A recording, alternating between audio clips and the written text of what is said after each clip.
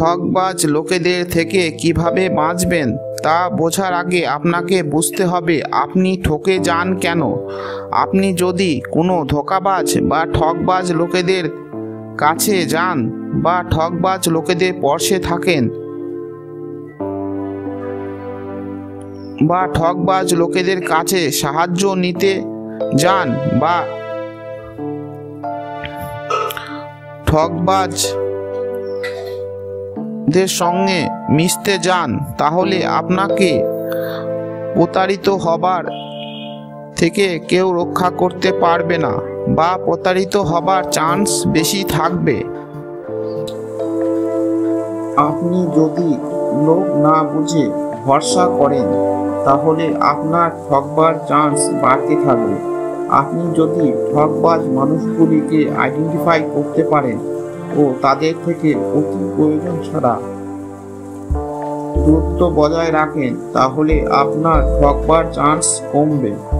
তবে আপনার ঠকবার চান্সগুলি প্রথমে বোঝার চেষ্টা করুন, তারপর তা পরিবর্তন করার চেষ্টা করুন।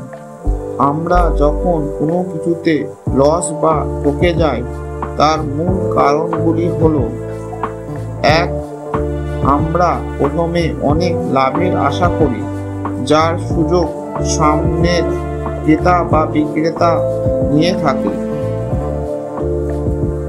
তাহলে কোনো পণ্য কেনা বা বেচার সময় সামনের ব্যক্তির কাছ থেকে বেশি লাভের আশা করবেন না। 2. আপনি যখন কোনো পণ্য কেনাবেচা করবেন তখন একটি ব্যক্তির ওপর বা একজন ব্যক্তির ওপর নির্ভরশীল বা একটি উৎসের ওপর নির্ভরশীল হবেন না। সর্বদা যাতে সামনের ব্যক্তির আপনার চয়েসের সুযোগ না নিতে পারে সেই বিষয়ের ওপর খেয়াল রাখবেন। আপনার দুর্বলতার ওপর সুযোগ নিতে না পারে সেই বিষয়ের ওপর খেয়াল রাখবেন। এরপর ঠকবার চান্স তখন থাকবে এমন পণ্য আপনি কিনবেন না যে পণ্য কিনলে আপনার ঠকবার চান্স থাকবে। কেনাবেচা করবেন না। কেনাবেচার ক্ষেত্রে সবসময় ধৈর্যশীল হবেন। পণ্যের সম্পর্কে ভালোভাবে জানার পর কেনাবেচা করুন। এরপর আপনার ঠকবার চান্স তখন দেখবেন অনেকটা কমে যাবে। তারপর হলো জেনে শুনে বিশ্বাস করা। আপনি যখন কোনো পণ্য কেনাবেচা করবেন তখন যেন সামনের ব্যক্তিকে বেশি বিশ্বাস করবেন না। লোকটি আপনার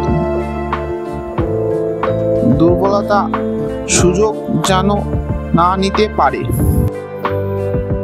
তাই সর্বদা বুঝে শুনে মানুষের সঙ্গে আদান প্রদান করবেন।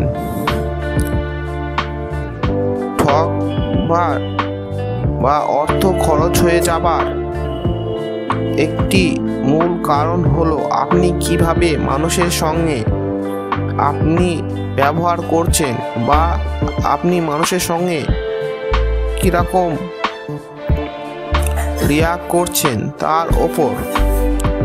আপনি যদি সর্বদা ভালো ব্যবহার করেন তাহলে সামনের ব্যক্তি এর সুযোগ নিতে পারে ও আপনাকে ঠকাতে পারে। তাই ভালো ব্যবহার আপনি করবেন, তবে বুঝে শুনে। কখনো সামনের মানুষটির কাছে দুর্বলতা দেখাবেন না। আপনাকে লোকের থেকে একটু দূরত্ব বজায় রাখতে হবে। লোকের হাত থেকে বাঁচতে গেলে বা ঠকার চান্স কমাতে গেলে সর্বদা আপনার মানসিকভাবে শক্তিশালী হতে হবে। আপনি যত অন্য সকলের থেকে মানসিকভাবে স্ট্রং হবেন আপনি তত সতর্কতার সঙ্গে পণ্য কেনাবেচা করতে পারবেন, তত আপনি নিজেকে ঠকার হাত থেকে রক্ষা করতে পারবেন। আমরা জীবনের প্রতিটি বিষয়ে সব সময় লাভবান হতে পারবো না, তবে যতটুকু সম্ভব ততটুকু ঠকবাজ লোকেদের হাত থেকে দূরে থাকব। আমাদের আশেপাশে যে সমস্ত ব্যক্তি আমাদের ঠকাতে পারে তাদের আইডেন্টিফাই করা দরকার বা তাদের থেকে সতর্ক থাকা দরকার। কিছু কিছু অসৎ মানুষ আছে যারা লোক ঠকানোটাকে তাদের পেশা হিসাবে ও আয়ের প্রধান উৎস হিসাবে ধরে নিয়ে প্রতিদিন মানুষকে ঠকাতে থাকে।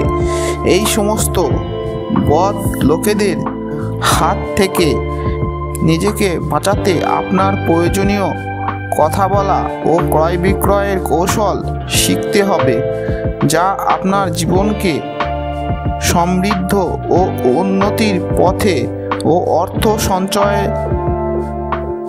এর পথে চলতে সাহায্য করবে। লোক ঠকানোর কাজে যুক্ত বেশিরভাগ লোক মানসিকভাবে দুর্বল হয় ও তারা যখন কোনো মানুষকে ঠকানোর কাজে ব্যস্ত থাকে তখন তারা দুর্বল মানসিকতার পরিচয় দিয়ে থাকে। এই সময় আপনি যদি সতর্ক থাকেন তাহলে সেই সমস্ত ব্যক্তি আপনাকে কখনো ঠকাতে পারবে না। আমরা যখন কোনো লেনদেন করি তখন সামনের ব্যক্তির সম্পর্কে অনেক ভুল ধারণা করি, ফলে আমরা নিজেরা ঠকে যাই।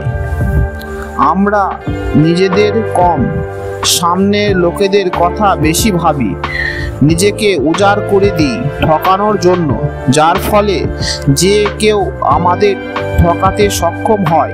তাই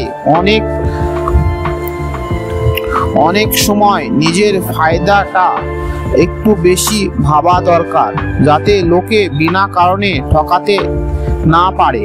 আমাদের জীবনে ভুল হবার চান্স যত বেশি হয়, আমাদের ঠকে যাওয়ার চান্স তত বেশি হয়।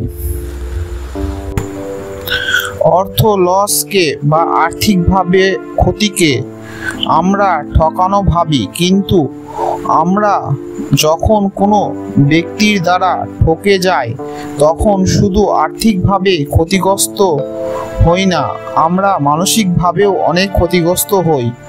আমরা যদি পণ্য কেনার চেষ্টা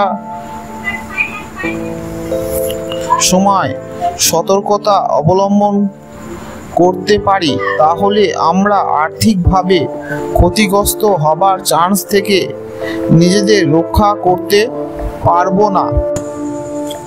তাই ধৈর্য, বুদ্ধি ও মার্কেট যাচাইয়ের মাধ্যমে আপনি আপনার ঠকানোর চান্স কমাতে পারবেন। অবশেষে বলবো, জীবনে আপনি যখন কোনো মানুষের দ্বারা প্রতারিত হবেন তখন আপনি যদি এই বিষয়ে চিন্তা ভাবনা না করেন তাহলে ভবিষ্যতে আপনার প্রতারিত হবার চান্স বাড়বে। আপনি নিজেকে ঠকানোর হাত থেকে রক্ষা করতে পারবেন না। তাই ঠকার হাত থেকে নিজেকে বাঁচাতে যে কথাগুলি এই পর্যন্ত বলা হয়েছে তা যদি আপনি সঠিকভাবে বুঝতে পারেন বা শোনেন তাহলে আপনি ঠকবাজদের হাত থেকে বাঁচতে পারবেন।